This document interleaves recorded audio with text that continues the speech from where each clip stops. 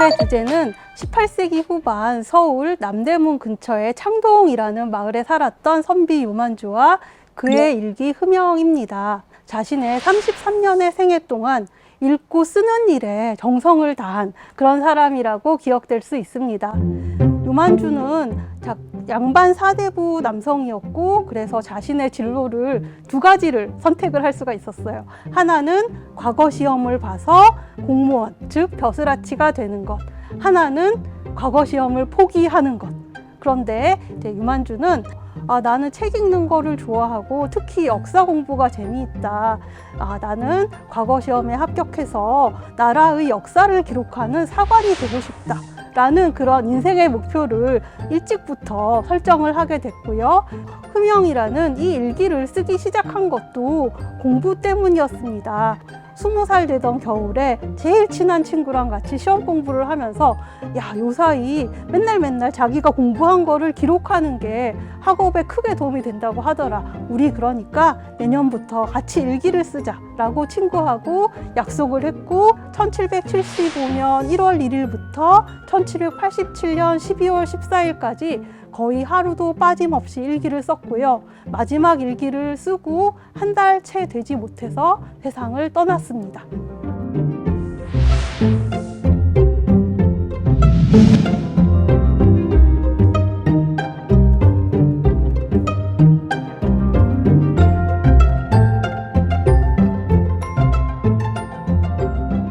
(13년) 동안 한 사람의 삶을 거의 분 단위로 기록을 한 그런 기록으로서도 굉장히 흥미롭고요. 조선의 중흥기라고 할 수 있는 영조와 종조가 통치하던 시기에 서울의 다양한 풍경들, 사건, 사고, 서울 사람들 뭐 먹었나, 뭐 입었나, 길에서는 어떤 풍경이 펼쳐졌나, 이런 것들을 접사렌즈로 포착해서 기록한 역사로서 가치를 갖습니다.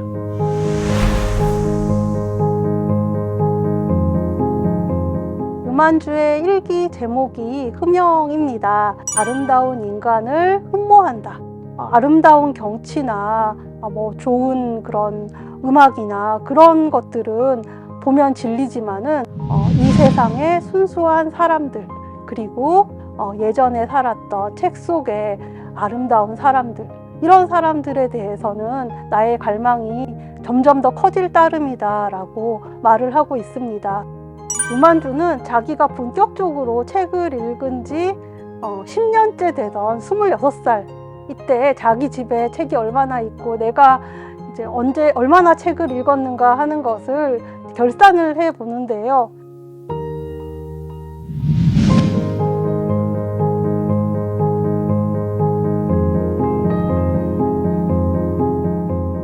이제 여기서 재밌는 점은 자기 집에 가지고 있는 책은 200종인데 읽은 책은 1000종이에요. 자기가 읽은 책의 80%가 빌린 책이라는 그런 이 사람의 독서 현실을 보여줍니다. 유만주가 살던 조선의 서울에는 당시에 중국과 일본에서 수입한 그런 도서까지 포함해서 과장을 좀 하자면 없는 책이 없는 그런 책이 무지하게 많은 그런 상황이었다라고 하고요. 다만 이 많은 책들이 몇몇 채 아주 부유한 장서가의 서재에 탁 간직이 되어 있는 거예요. 유만주의 집은 대체로 서울의 중산층 정도의 경제적 수준을 유지하고 있었는데요. 유만주 자신은 한 번도 직업을 가진 적이 없었어요. 그래서 보고 싶은 책은 너무너무 많은데 그거를 보기 위해서는 이제 다른 사람들의 호의에 의지해야 하는 그런 경우가 많았습니다. 내가 이소환의 문집인 현주집이라는 책을 보고 싶다라고 하면은 후손한테 물어봐야 되는 그런 상황이에요. 그러면 이제 집에 가서 편지를 씁니다. 나 현주집이 너무 보고 싶은데 좀 빌려줄 수 있냐.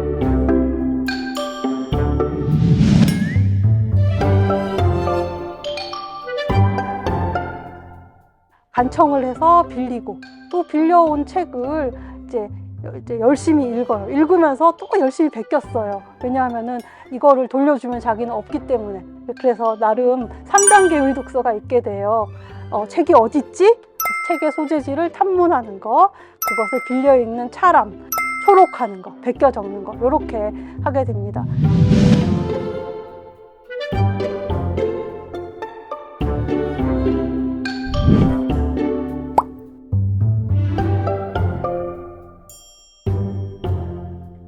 유만주의 집에 노기정이라고 하는 서재가 있었는데, 유만주는 그 집에 가서 막 숙식을 하면서 소장되어 있는 최신의 중국 소설들을 막 탐독을 하고, 그리고 형님이 다른 지역으로 이렇게 부임을 하게 돼서 집을 오래 비우게 됐을 때는 한꺼번에 막 300권씩 책 빌려가서 열심히 읽고, 그 중에는 당시 사람들이 그렇게 훌륭한 책이라고 여기지 않은 소설도 포함되어 있었습니다.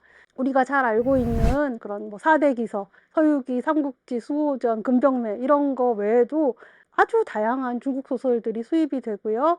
이런 이제 소설들이 큰 인기를 끌게 됩니다. 정조 때 이제 숙직을 하던 신하들이 숙직실에서 밤에 막 소설을 읽다가 임금님한테 걸렸어요. 그래서 정조가 못들하는 짓이냐고, 이 나라 일을 생각해야지. 그래서 막 꾸지람을 하니까 그 신하들이 잘못했습니다 그러면서 반성문도 쓰고 막 이런 것들이 이제 역사에 기록이 되어 있는데요. 이제 이런 걸 보자면은 이제 소설은 일종의 길티 플레저 같은 그런 이제 존재였던 것 같습니다. 특히나 유만주에게는 과거 시험을 앞두고 중국의 그 측천무후가 주인공인 애정 통속 소설을 읽다가 현타가 온 거예요. 온 나라에 나 같은 놈은 둘도 없을 거예요. 이러면서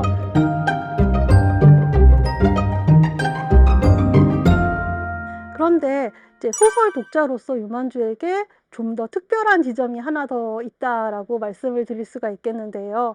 당시에 남성들은 한문을 사용하고 여성들은 한글을 사용을 했습니다. 그래서 여성들은 이제 한글 소설을 읽는 거예요. 근데 남성들은 한글 소설에 대해서, 야, 여성들이 한글 소설을 집에 쌀 팔아가지고 일도 안 하고 읽고 있다라고, 굉장히 이건 사회 문제다. 한글 소설 다 불태워야 돼. 뭐 이런 것이 일반적인 남성들의 시선이었는데, 유만주는 심지어 한글 소설에도 굉장히 큰 관심을 가지고 있었습니다. 아까 그 책을 빌려준 친절한 형님인 유준주의 집에는 유준주와 비슷하게 문예 취향이 있는 그런 여성들이 많이 살고 있었고요.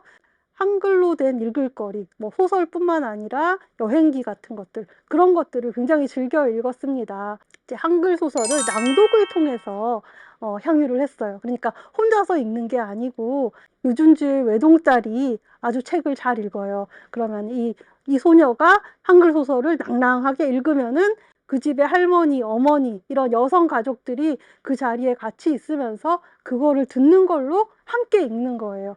근데 재미있는 게, 유만주가 그런 장면들을 자기 일기에 적고 있는데, 그건 뭘 의미하냐면은 이 사람이 그 여성들만의 낭독회의 한자리에 끼어들어서 그 소설을 듣고 있다라는 재밌는 상황인 거죠.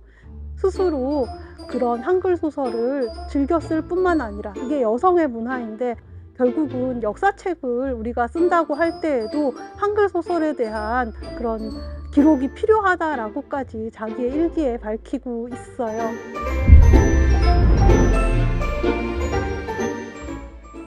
유준주 형님의 외동딸, 요 여성이 아주 눈에 띄는데요. 유만주의 일기에 아주 꾸준히 등장을 하고 있습니다.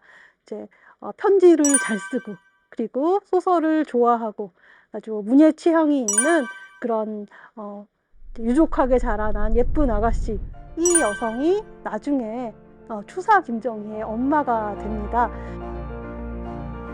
우리는 지금 어디에 살고 있고 언제를 살고 있느냐에 따라서 우리가 원하는 만큼 좋은 사람을 다 만날 수는 없는 거죠.